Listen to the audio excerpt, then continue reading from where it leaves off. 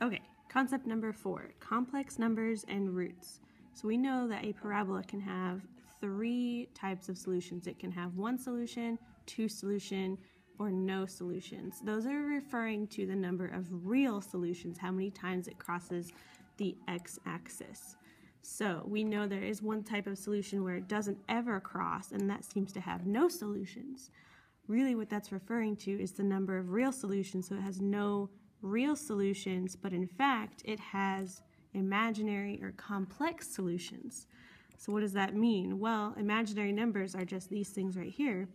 An imaginary number is the square root of a negative number, and where that comes from, if you remember going back to the quadratic formula, if the discriminant, which is the thing underneath the square root, if that is negative, then we say it has 2 imaginary solutions or no real solutions. So we're usually going to say we can't take the square root of a negative number, it's impossible, but we're going to take that back and say yes it is, it's just not a real number, it's an imaginary number. So imaginary number, a letter that we use to stand for imaginary number is I. It makes sense. So imaginary numbers can be written in the form bi, where b is a real number and I is the imaginary unit. So the imaginary unit is just the square root of -1. Whenever we want to write an imaginary number, we want to take out the square root of -1, and I'll show you how to do that in a little bit. The square of an imaginary number is the original negative number. So if I square I, what I'm really doing is I'm squaring the square root of -1, and we know that the square undoes the square root, so I just end back up with -1. And these powers recycle, and in the next concept we'll get into more of how the powers recycle and make more sense. Alright, so let's talk about some complex numbers. So we're going to circle the complex numbers. This is just going to be identifying complex numbers.